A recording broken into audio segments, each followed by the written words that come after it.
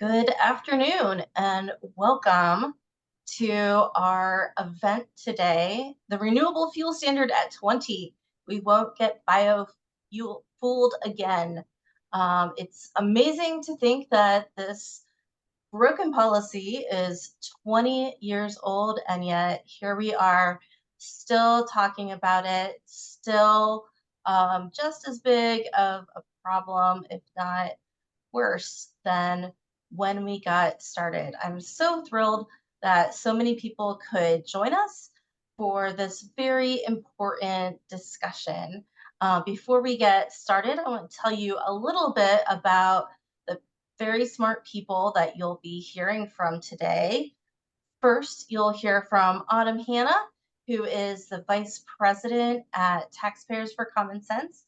Autumn and I have been working very closely on this issue for well over a decade, something like 15 years, I think.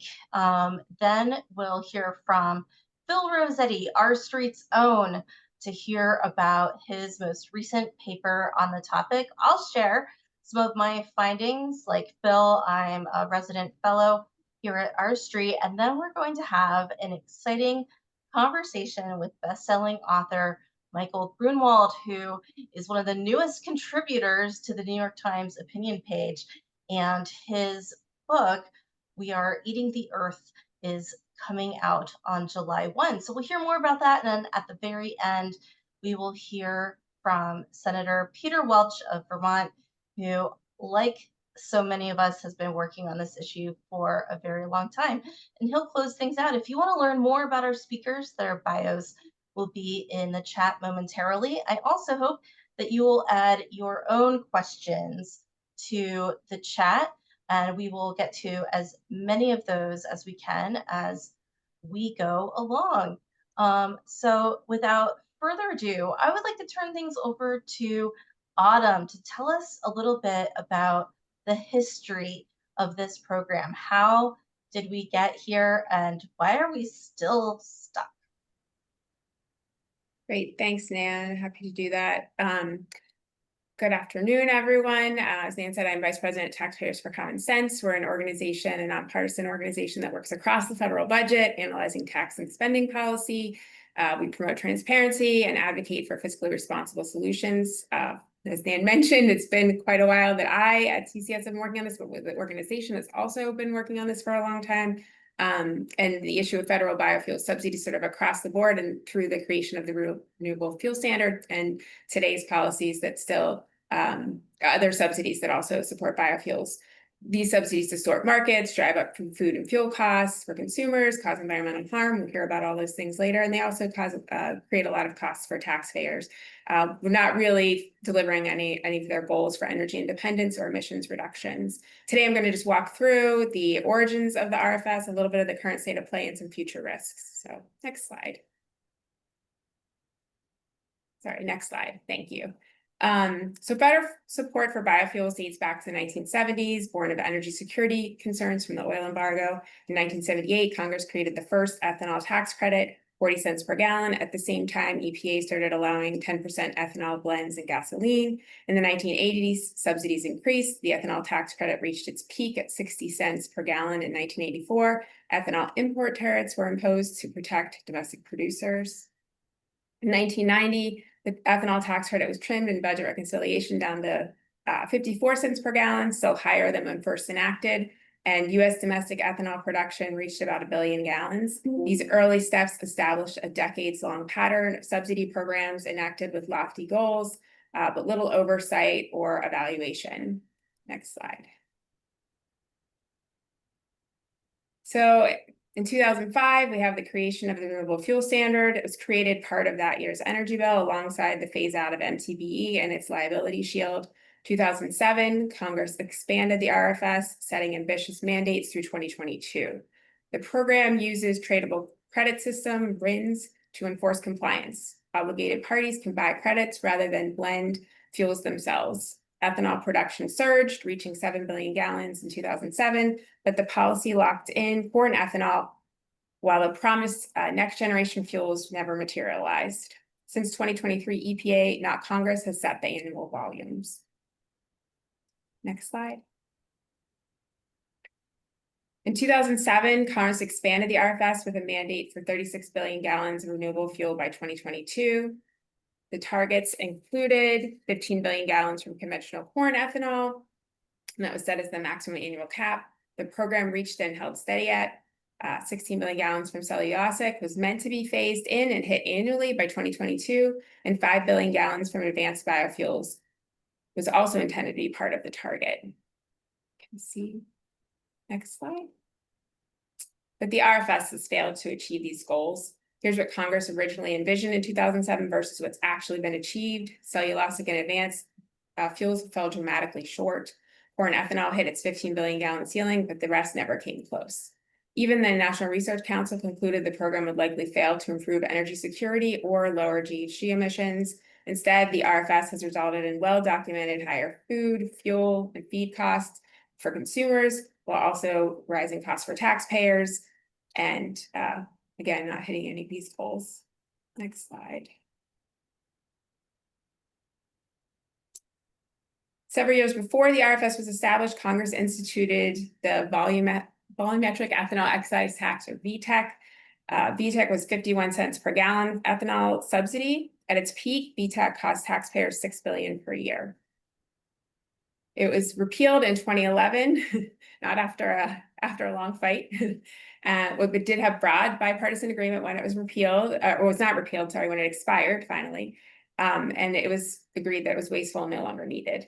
Unfortunately, similar credits are being revived under new names. Next. Alongside VTEC, Congress established a separate tax credit for biodiesel in 2004. The $1 per gallon biodiesel tax credit was originally set to expire in 2006, but instead extended repeatedly until it expired in 2024. In 2017, the biodiesel tax credit cost taxpayers more than $3 billion, more than half the cost of the $6 billion VTEC credit. The Inflation Reduction Act replaced it with the Clean Fuel Production 45Z, a new subsidy designed to favor low carbon fuels. The credit is generous, $1 per gallon for non-aviation fuels and $1.75 per gallon for aviation fuels, and dangerously open-ended. Without key safeguards like indirect land use change screening, 45Z can end up subsidizing corn ethanol and biodiesel again. This would mean a return to the same costly mistakes for taxpayers. JCT has scored 45Z and is currently written would cost taxpayers about $2.9 billion between now and FY 2031. Next slide. The FY 2025 reconciliation bill proposes eliminating most of the IRA's clean energy tax credits except 45Z. Worse, both House and Senate versions remove safeguards like incorporating indirect land use change and the GHG emissions, and likely expanding 45Z eligibility for corn ethanol and soy biodiesel. JCT estimates this expansion, as written in the Senate draft, would cost $57 billion from FY 2025 through 2034. In FY 2031 alone, 45Z expansion will cost $14.2 billion, more than 1.5 times the combined cost of VTEC and the biodiesel tax credit. Meanwhile, EPA's newly proposed biofuels volumes for 2026 and 2027 would require 22 billion gallons per year, locking in market distortions and consumer costs. Biodiesel and renewable diesel are set to spike, even though they raise food prices and strain supply chains, which I'm sure you're about to hear a lot more about their next speakers. Thanks for your time, and I'll be happy to speak and to answer any questions at the end. Autumn, I have a question for you now, since we're running a little ahead of time, which is great. And I think it's one of the more interesting parts of our work that people might not know about. Everyone can see the policies, all of that is public.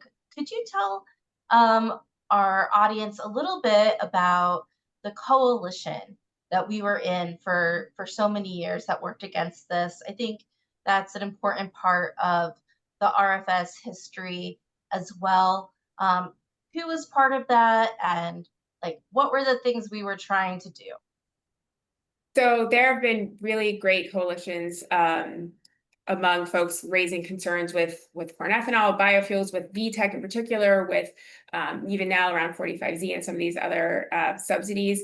Harkening back to those early days of the RFS and VTEC, we had ag animal interests alongside hunger and food groups, alongside conservation groups, tax and budget groups.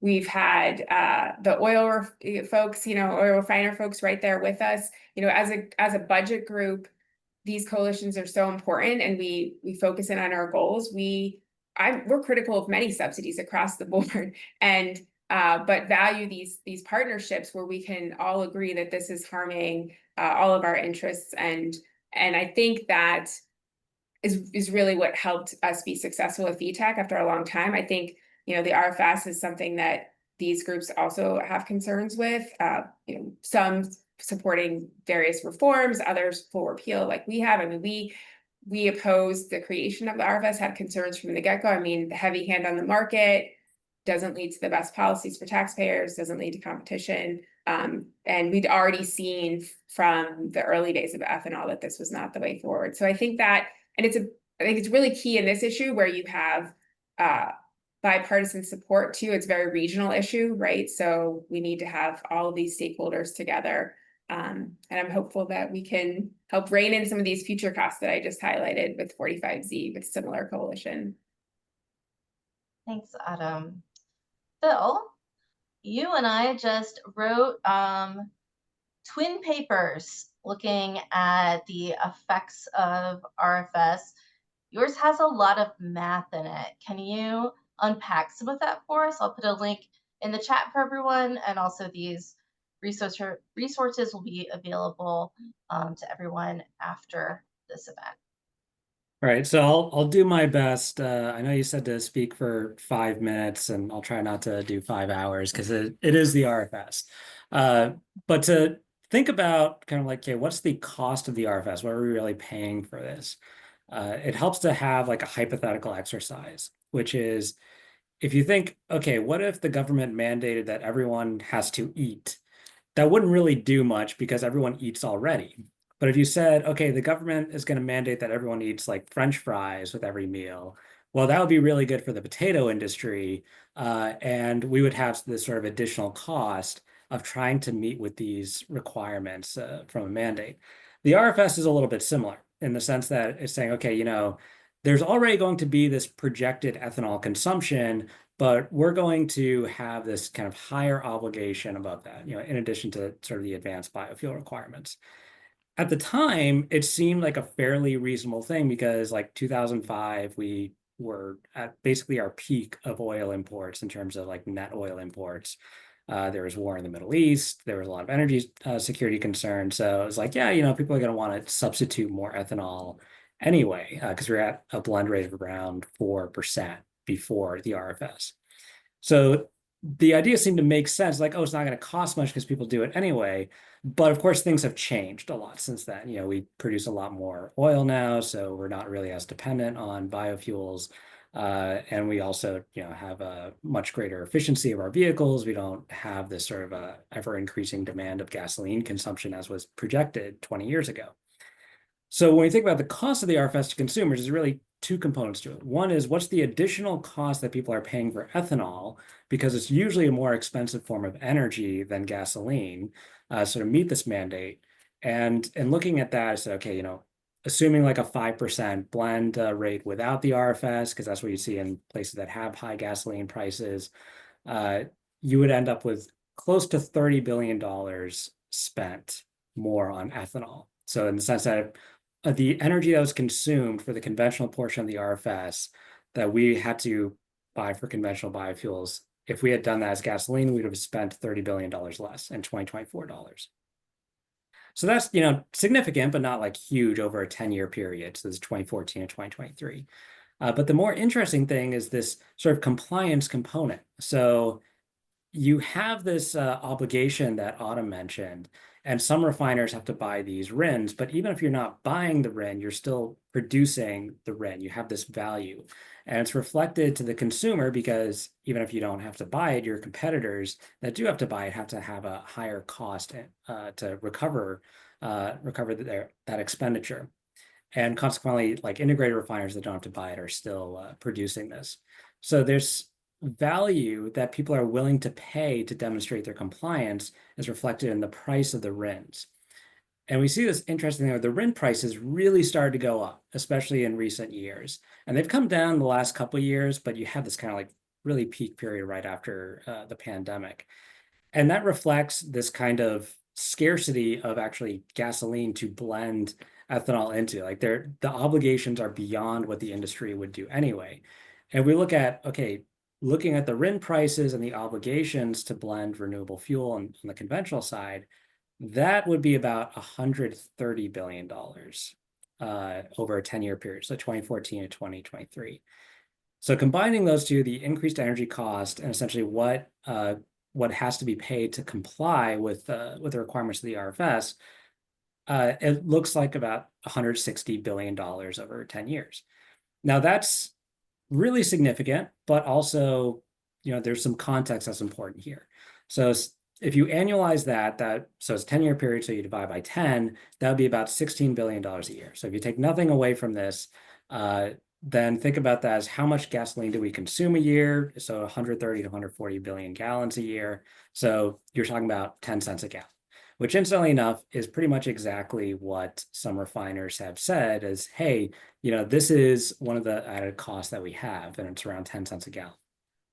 Now, 10 cents a gallon in the grand scheme of like $3 a gallon gasoline doesn't sound like a lot, but at the same time, if you were in Washington, you said, hey, I've got a great idea for a policy, but it's going to increase gasoline costs by, 10 cents a gallon, people would be like losing their minds. And in fact, carbon taxes come up and that would be like 20, 25 cents a gallon. So it's big and it's substantial. But it's also kind of small enough that people don't always feel these like big shifts. And it's subtle enough that it fits classically into this like economic situation of dispersed costs and concentrated benefits, where you have one industry that benefits substantially from the program, but the costs are so small, dispersed across so many people that that there isn't this big constituent interest that's clamoring against it. So that's kind of like the math portion. But the important thing to keep in mind is from an economics perspective, there really isn't much justification for the RFS, because even if you disagree with my findings and you say, well, you got that number way off, then that would mean that people are going to consume a lot of ethanol anyway, because it's contingent upon the projected consumption of ethanol absent the RFS. So if you think that that's true, then you should say, well, let's get rid of the RFS and let's let the market decide the optimal value of ethanol and other biofuels to blend. But no one in the industry seems to want that, because people aren't actually consuming more than what's obligated, which certainly indicates that this is increasing the demand and benefiting the industry at the expense of consumers. If you think that this is a great like environmental program, we looked at some of the math, and there are competing studies, which I think might get into later, but even if you're taking the optimistic assessments from Argonne National Laboratory as to the potential emission benefits, you're talking a policy that costs about $1,400 per ton of carbon dioxide abated. So it's just not very efficient on the environmental front. On the energy security front, there's certainly a far diminished case compared to 2005, when we before the big fracking boom and all this increased energy production. And from an economics perspective, there just isn't really any kind of benefit to having a mandate. They're just bar none. So that's kind of it in a nutshell. It's like, hey, exactly as we expected, the numbers shake out to this being, a considerable subsidy to the biofuels industry, especially conventional biofuels. And there doesn't really seem to be enough upside to justify it. Thanks, Phil. Really quickly, there's a question in the chat that has to do with your findings that you just spoke about that I think you can touch on really quickly. On ethanol, does the 10-cent per gallon estimated cost to blend take account for the fact that a gallon of ethanol only has about 60% as much energy as a gallon of gasoline? Yeah, so if you examine the paper, you'll see that I examined these costs on a per BTU cost basis. So we're looking at the actual energy purchase of these fuels, not the like gallon quantity, because this is something I guess misleading. Some people will say, oh, like ethanol is sometimes cheaper per gallon than gasoline. It's like, well, yeah, but your car's not going as far when you're fueling it up with ethanol. So it's definitely something that gets glossed over, and it's something I was careful to incorporate into the findings. Thanks, Phil. I will quickly share some of my findings too, but you can read my whole paper, and these are both short papers. So we want to get the information to you concisely and accurately. You can read the whole thing at your leisure. So as already mentioned, I've been very frustrated with the RFS for a very long time. And people like Phil and Autumn and others have, looked at the effects on food costs, on energy, and on land use, and all these other really, really important metrics. But one thing I think has been left out of the costs conversation are kind of the indirect costs that come from mitigating the effects of RFS. And that goes beyond just having to replace your engine or your boat breaking down or costs like that. This has to do with the fact that this has been an ecological disaster. Now, I will admit that RFS is not the only reason that we get dead zones in the Gulf and toxic algal blooms in the Great Lakes and other places, but it's undeniably a major contributor. And you can see that from the massive spike in corn growth, as well as some other commodities that tend to be good feedstocks for biofuels, almost as soon as the RFS was enacted and as the appetite for gallons went up. You can see that directly. And of course, those are areas that feed right into two of our major waterways, the Mississippi and the Great Lakes. And it's been devastating for those environments. And with that has come enormous costs for taxpayers. One good example is Toledo, where one summer they had a water crisis where their water was undrinkable. They've since had to spend millions and millions of dollars upgrading their water systems, putting out early warning systems, treating their water. You also see this when it comes to the effect on tourism, sport fishing, commercial fishing in the Gulf. There's a big toll that's not being captured. And this is a toll that taxpayers pay out at every level of government, from federal programs to monitor these problems and try to create solutions, to state and municipal programs to clean up the water or provide aid, again, in cases where the water is unusable for different reasons. It's hard to track this because there's so many programs that overlap, especially at the federal level. And it's hard to tell, was this appropriation to this program also the same as the grants that they gave? So that's hard. But luckily, we do have legislators who are willing to write to GAO and other smart agencies to help us track this down. But I was able to capture some of these costs. And again, it's in the hundreds and hundreds of millions of dollars in cash, and also disrupted lives and livelihoods. So I think that these numbers are just an important part of the total costs as the other costs, and it's important to be mindful of them, because in this case, this is a cost where we could just stop doing the thing. Don't do the thing that's creating the cost to begin with, rather than shelling out so much on top of what we're already losing in the ways that Phil and Autumn described. So please check out our papers. And now I'm very excited to turn to Michael, who has been looking under the hood of this policy from many angles for a long time as a journalist, and now in his upcoming book. Please tell us what you've been writing about. Oh, thanks, Nan. Well, yeah, the book is called "We Are Eating the Earth," and although you guys have talked about a lot of really, serious problems with biofuels and ethanol in particular, the biggest problem is that it eats the earth. If you grow fuel instead of growing food, then somewhere else you're going to have to grow more food, and that somewhere else is probably not going to be a parking lot. It's going to be a forest or a wetland, and uh, and that is why, essentially biofuels are such an environmental disaster and a climate disaster.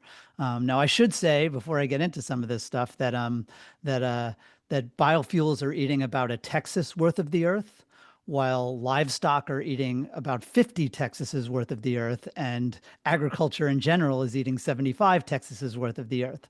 So it's sort of a small part of my, my larger story in the book, but I actually devote a few chapters to it, because this is really where my main character, Tim Searchinger, who's kind of the patron saint of RFS haters, this is sort of how he figured out that essentially that we are eating the earth, that we have this global land use problem, where 2 of every 5 acres are agricultural.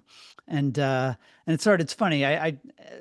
You guys have all alluded to this, but I mean, this is a political problem to start, right? I mean, I tell a story about how when Tim first started lobbying against ethanol, he was trying to find somebody who would come out against it, and he was in a Senate office. It was actually John Corzine from New Jersey, right? Not a big corn state.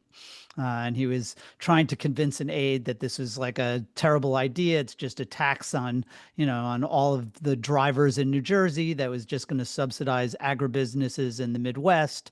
And the aide kind of said, "Look, Tim, I'm really sorry, but the boss can't offend farmers in Iowa." And Tim was like, "John Corzine was the head of Goldman Sachs. Does this guy actually think he's going to be president someday?" And the aide said to Tim, "Tim, they all think they're going to be president someday." So that's kind of the backdrop for a lot of this, is that agri-pandering is always good politics. What Tim essentially realized about ethanol to begin with, and these ethanol studies, is that they originally found that essentially, yes, ethanol is incredibly inefficient. It uses almost as much almost as much fossil fuel to replace fossil fuel. It's like, uses 2 or 3 times as many emissions as the gasoline production process. But the idea was like, oh, but that's okay because, you're growing corn, and that's going to soak up corn from the atmosphere. What Tim really realized was they were not considering land use, that this idea of indirect land use change, that you're going to induce deforestation, and that this was a disaster. And really, ethanol was not 20% better than gasoline. It was twice as bad. And this kind of blew everybody up and was like, "Oh my God." And when they passed the expansion of the RFS, there was actually some language that you're going to have to take this indirect land use change stuff into account, to make sure that you're actually reducing emissions. And sort of fast forward for the next, at that time, that was when I wrote my first story about the RFS. It was on the cover of Time magazine. It said "The Clean Energy Myth." It was like, this is obviously a land use scam. The next 17 years have essentially been these guys doing the studies, coming up with ways to try to make ethanol pencil out. And it's been bizarre. It's been well documented. They come up with all these reasons that essentially, even though we know that if you're using 40 million acres of the United States to grow ethanol, then that is going to have an effect on global land use. You're taking that out of the corn system. Somehow they just hand wave it away, and they come up with these tiny, really minimize the idea that indirect land use change means anything. There have been studies about they call it systematic optimism bias, about how, they say from the beginning, well, we're going to stipulate there can't be any deforestation. We're going to stipulate they're not going to drain any wetlands. It's very bad. But the sort of punchline of that is that even with all those bending over backwards, they still haven't been able to make corn ethanol pencil out, and they've barely been able to make soy biodiesel pencil out, which is actually even worse. And so in the big, beautiful bill, there's actually language in addition to this $50 billion of new subsidies for ethanol, particularly, and all of these biofuels that are since now we have electric vehicles, so they're worried about the demand in passenger cars. They're going to try to put this stuff in planes, which is even sillier. But they're not only are they going to have another $50 billion for this, they're actually going to put into law that you cannot check the indirect land use change. You can't look at the land use effects. They're essentially telling the government to put its pencils down, which is, I mean, it's obviously absurd. There have been very few members of Congress willing to fight this. Senator Welch, who we'll be hearing from, is one of them. But at one point, even during the Biden administration, before they had just said, don't look at indirect land use change, some of the environmental groups working on this tried to get some senators to sign on to something telling the Biden administration, hey, can you at least take this seriously and not use these discredited models? And Senator Welch was one of only 4 senators out of 100 who were willing to sign it. So the policy is very bad. The politics are very tough. I'd like to have kind of, put a happy spin on all this and say that everything's going to be okay. But I would not be surprised if in 20 years you drag me out of retirement for we won't be biofueled again. I hope not. Well, to that end, because you pointed out that this is a political problem, and anytime you put 2 of us in a room together and we talk about this enough, or you talk to anyone who's unfamiliar with RFS, as soon as you start to explain how this hurts everyone but corn growers, they're just like, how is this still a thing? And I wanted to remind everyone and let everyone weigh in on this, but I think it's an important fact to remember that in 2016, the winner of the Republican Iowa caucuses was Senator Ted Cruz, who was and continues to be an outspoken critic of the RFS. And he was upfront about that at the time. And not only did he win in Iowa over a slew of other candidates who all capitulated on corn, he won biggest in the corn heaviest counties, which my take is this is a good reminder that farmers aren't a monolith, that they're not single issue voters. But in terms of it being a political problem, what do others think about that? And how do we resolve it? I can tell one more story from the book, which is kind of funny because when Tim was working on ethanol, it basically got him kicked out of the Environmental Defense Fund because they were very eager to work with farmers on cap and trade, and they figured they would throw ethanol overboard because they couldn't afford to offend the corn growers. That was bad enough, but then Tim had this bright idea that he was going to go to the pork producers, right? Because they don't like expensive corn. The whole point of the RFS is to make grain more expensive, right? And that's bad for people who have to feed that grain to their pigs. So he had this great idea. He had a lobbyist set up a secret meeting. He wrote a whole secret memo. And the sort of long story short is it turns out not only do a lot of pig farmers also grow corn, but the ag industry really sticks together on these things. They all support the sugar program, even though, most of them don't do sugar because then they know that the sugar states, Florida and North Dakota will support them. And it's the same on, they understand that even when their economic interests diverge, there's really some value in them all sticking together on the politics. And basically the pork producers dimed Tim out to the corn growers and it certainly hastened his exit from environmental defense. So again, the agri-pandering is it's the festival is always bipartisan. Yeah, when you go ahead, Phil. I was gonna say the politics are just perfectly in line with what creates a survivability for a political program. It pretty much is like some defense procurement exercises for materials for the military where they've got an interest in every relevant state politically. So it's very difficult to overcome that because, to this point of like, what would actually change someone's mind? To the Ted Cruz example, it's like, well, you have to have someone who is popular enough in other areas that, it overcomes that sort of challenge, which, you know, they have to say, hey, this is a big enough issue for that.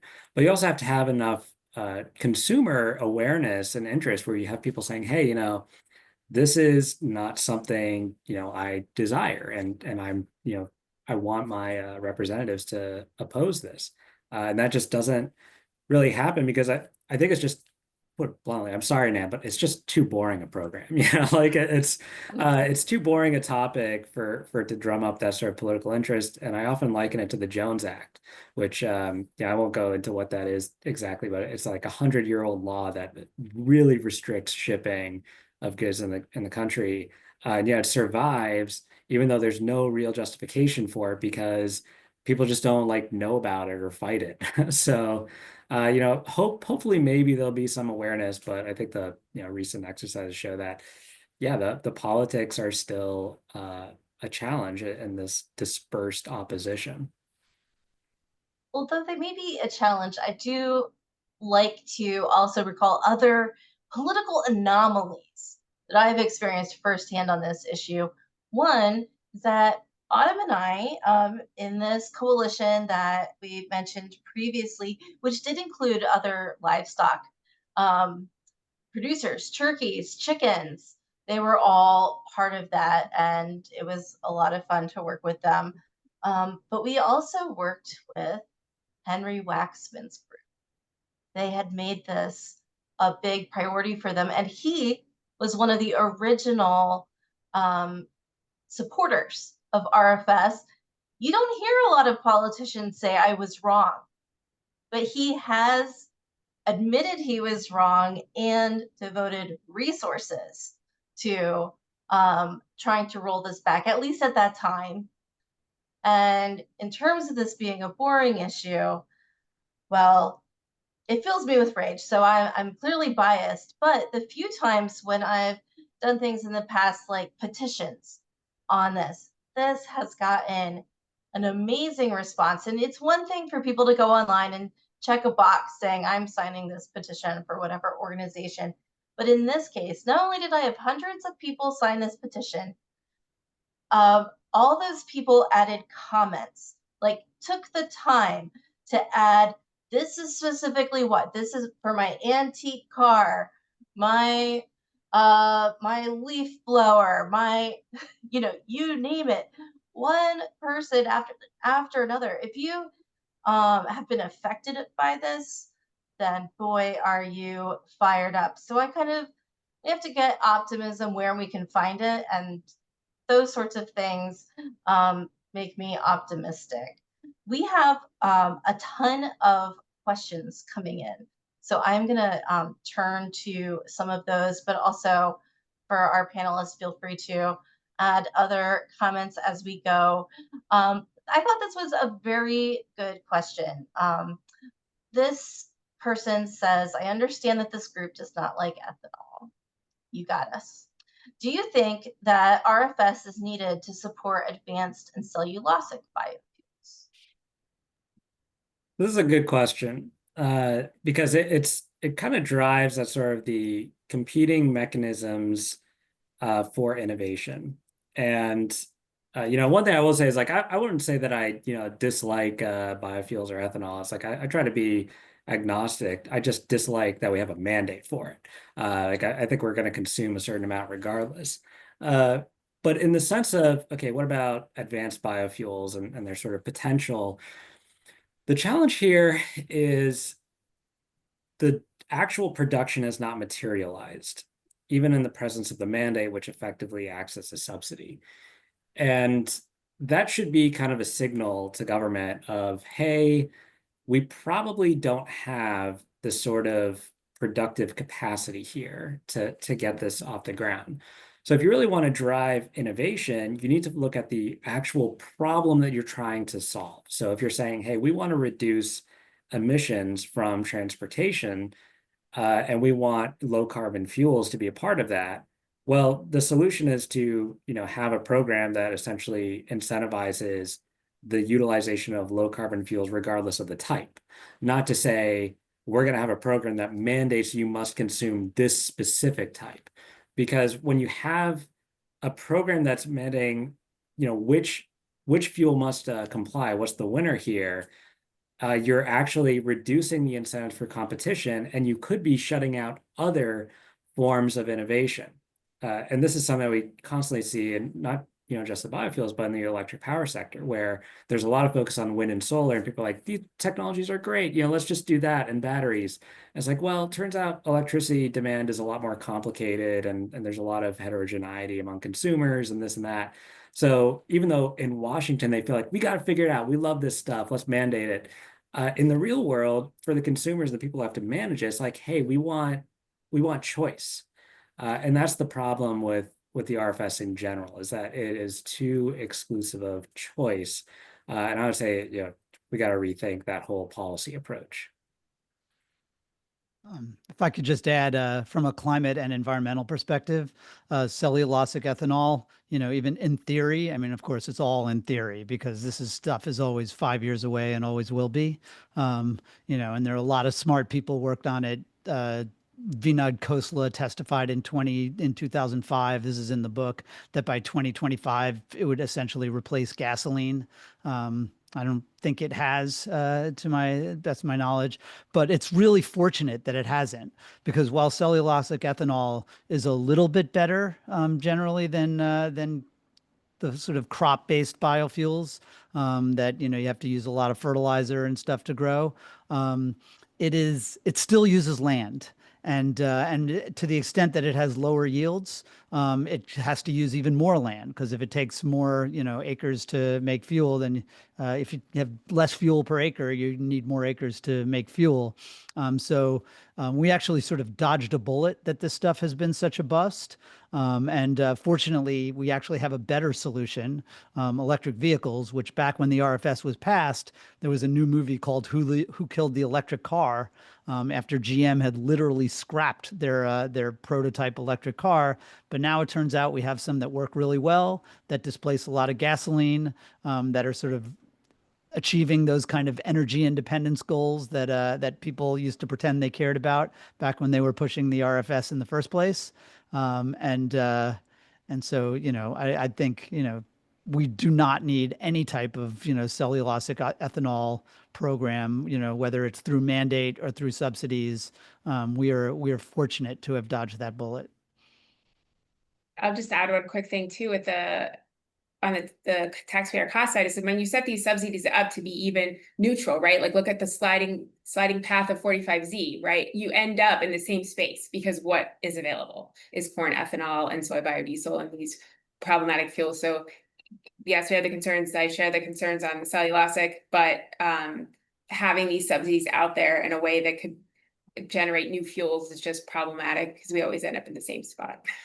Oh, I should have also added, because there is, if you look at those charts that Nan showed, there has been some growth in advanced biofuels, which is like, oh wow, so something's happening. Yeah, what that is soy. They just, because pure politics, obviously there's nothing advanced about putting soy in an engine. That's just another, using food for fuel. But the soy industry had it reclassified as an advanced biofuel. So that's where all the demand is coming from. And if you get you get even more subsidies for advanced biofuels than you do for ethanol, like terrific. But it's not like there's actually been great innovation happening in this area. It's just politics. The big thing to keep in mind at the end of the day is that, like, if it's possible for industry to deliver this like cheap, clean fuel, there's going to be demand for it regardless of if you have the RFS or a subsidy or something like that. Like, it's not like there's just some miracle fuel waiting in the wings that is going to be unlocked by this policy readily. I think that we should have like more sort of pro-innovation policy and better mechanisms for thinking about getting the market to value those outcomes. But yeah, to Michael's point, like this stuff's been talked about for a long time, and if we haven't really seen any of the promises materialize.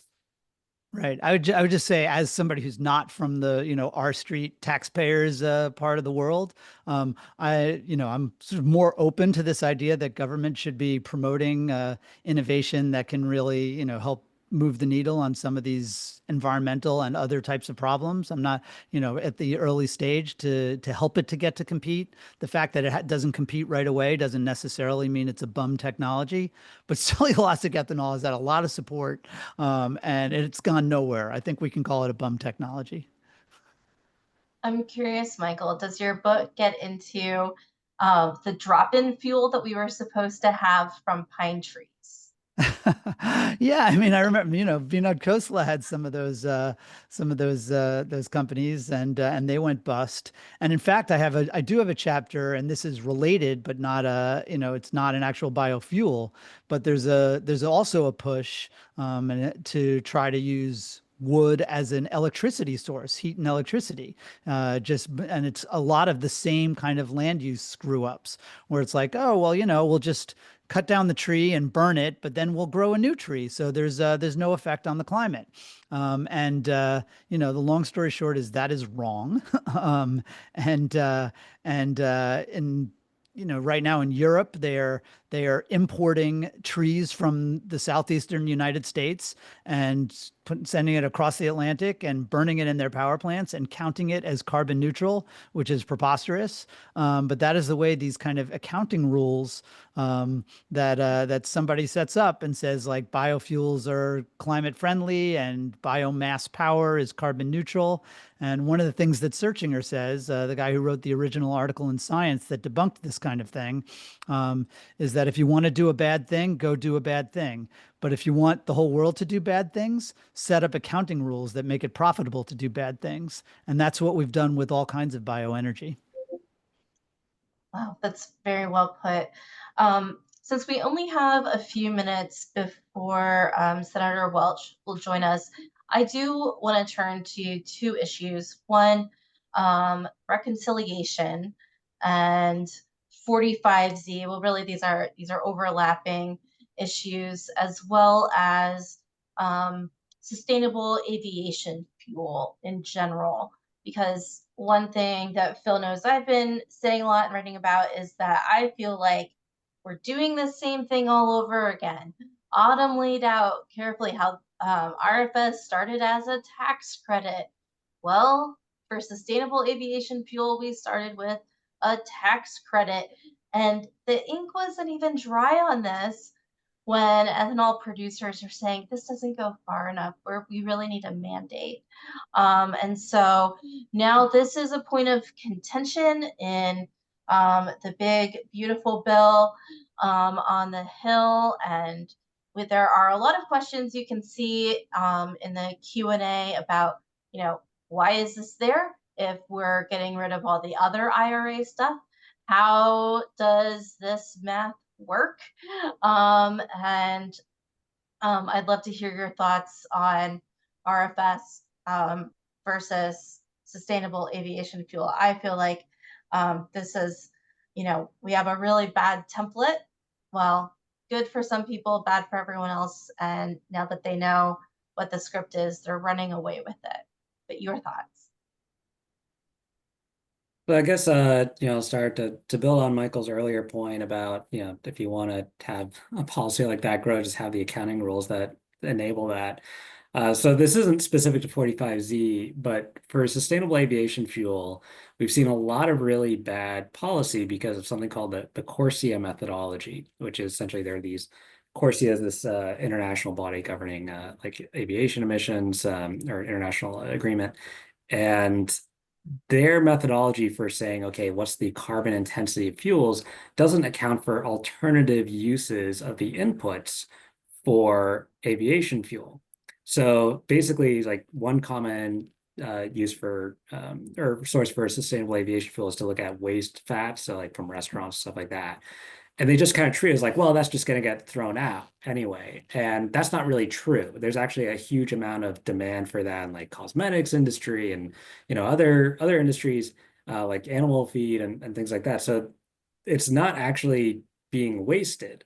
And the accounting methodologies don't properly acknowledge that. And that really diminishes the potential climate benefit. So getting back to kind of like 45Z and sustainable aviation fuel, I think it's just something where you have a lot of people who say, hey, this would benefit our industry and we like this methodology. And very often you kind of get into these policy debates about what's the impact. And it's very hard for politicians to be able to discern which is really the truth of it. And if you have a bias, if you have a constituent interest, say, well, I think these people have the right number and you have the wrong number, then that's where it's going to go.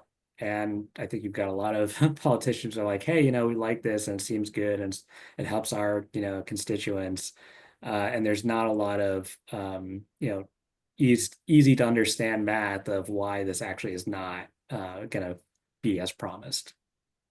I could just jump in. I mean, if it's any consolation, Corsia is way better than the alternative modeling that the industry supports, which is the GREET model, which uses GTAP for their out of Purdue for their land use. And you can tell I've been thinking about this stuff for way too long, and you shouldn't invite me to a cocktail party. But this was a crazy intense issue in the Biden White House, where they had to create this interagency working group, and Tom Vilsack was buttonholing the Treasury Secretary Yellen at cabinet meetings, and to try to get there to use the GREET model instead of Corsia, because that was going to be better for ethanol.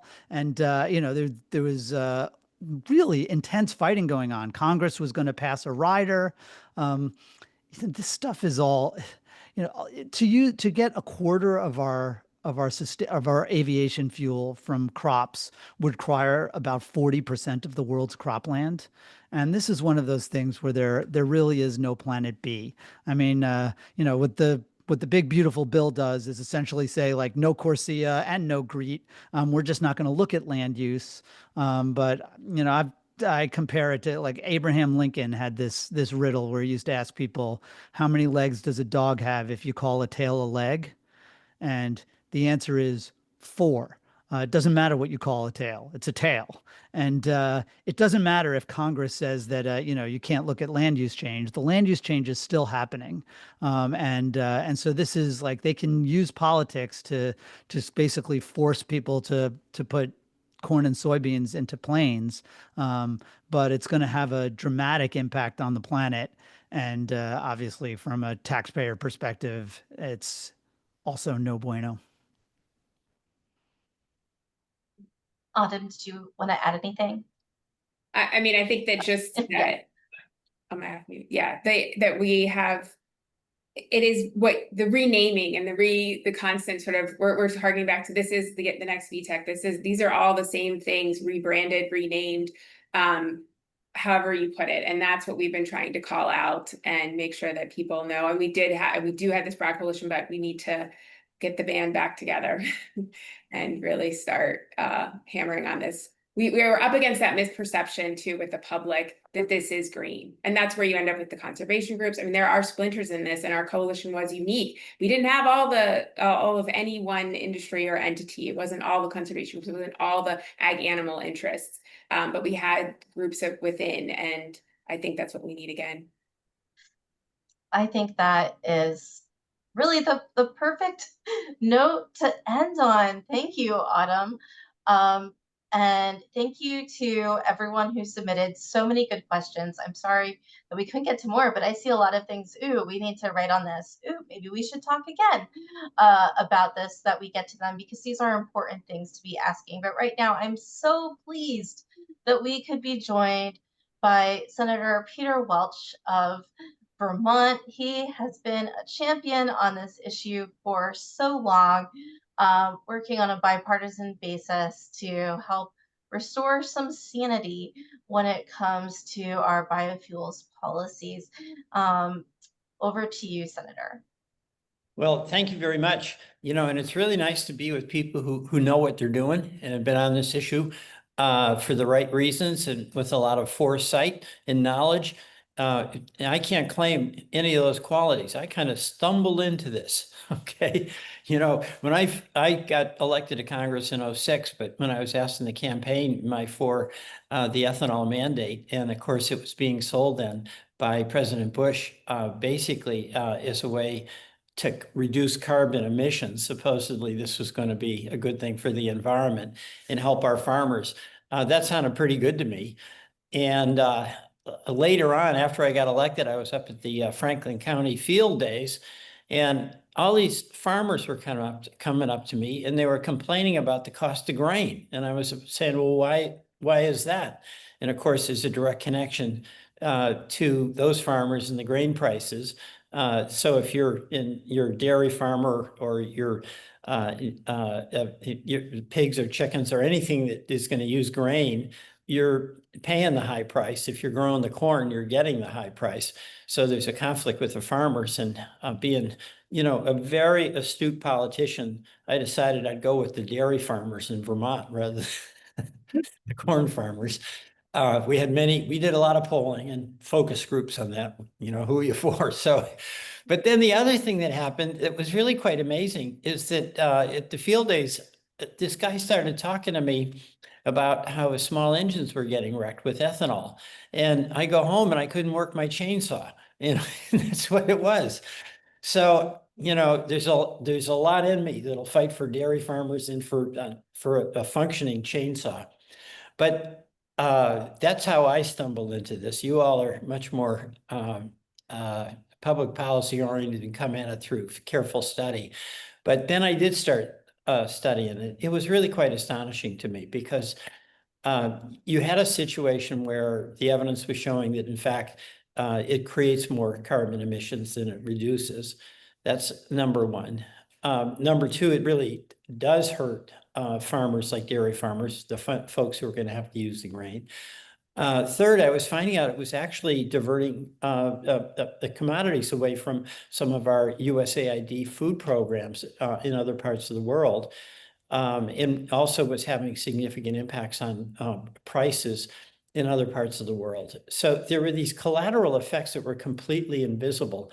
And the irony too is that I'm a very strong advocate for positive environmental policies, but I found myself in conflict with a lot of folks on the environmental justice side who didn't come to the same conclusion I came here, that this was an environmentally disadvantageous deal.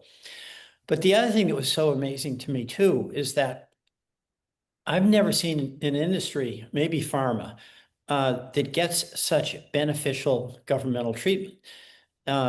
We had with ethanol a tariff barrier because Brazil was a competitor, but to make certain they couldn't compete, we had an early tariff. Number two, there was a direct subsidy. Remember, I think it was 50 cents a gallon. I mean, that was unbelievable. You were literally having us, the taxpayers, pay 50 cents a gallon to the producers. And I am not aware of anyone else who has that. And then number three, of course, is the mandate. So you had this guaranteed market that was created by legislation. You had a tax barrier with the tariff, and then you had a direct taxpayer subsidy. So in my God, and then the claims that it was going to help on the environment, of course, turned out to be false. So it was like, kept me busy for a number of years. And we got rid of the tariff, we got rid of the direct subsidy, and we've had incredible fights about the mandate, as you know, and I've been a champion of getting the mandate down. And at various times, some of my great friends in the oil industry are telling me what a great American I am. So it's kind of interesting. They have a different agenda, I think, than mine. But the point is that this is a policy that might have been well-intentioned or nefarious, but I think a lot of folks were hopeful that the promise of reduced emissions was true. It turns out it's not. There's always a good deal of support for trying to do something that helps our farmers, but this has created an overdependence by those corn farmers into the row-to-row planting, overplanting, and frankly, I think too much of a dependence on that crop. So this has been a long battle that I've been in, and we've made some progress on it, significant progress, with getting rid of the subsidy and the tariff. But the ethanol mandate, I think, is it's the last one. And, you know, we really have to be willing to embrace advanced biofuels, but this is not what we are talking about now. And I think the work you're doing is helping us get the word out to have people be aware of that some of the claims that are being made, especially about the environment, are just not true. And right now, the mandate serves one goal, and that's to be a subsidy for the corn producers. So I really appreciate the work all of you have done, and I'll continue to do my work on this in Congress. And I find it very interesting how in Vermont, there's a lot of appreciation for the work I've done by our farmers, but also, you know, by everyday folks who are concerned about 2-cycle engines, and you know, who are upset that actually all the chainsaw mechanics told me that the ethanol really is a problem. And I think what I've seen is people have some appreciation that I'm concerned about their chainsaws. You know, those things matter when you live in rural Vermont. So let's carry on. Thank you all very much for the work you do, and I'll stay at it. Bye-bye. Thanks so much, Senator Welch. And it's a Thank good reminder that we have had some wins. As you mentioned and Autumn mentioned, we can build on those. And as Autumn also said, we do need to get the band back together. I hope that those who joined us this afternoon will be part of that band. You can contact us through the bios, through Twitter, through all kinds of other ways if you want to be part of that band. And I also want to give a big thank you to Autumn, to Phil, and to Michael for joining us today and for all your great work. Read our papers and get the book. Thanks, everyone.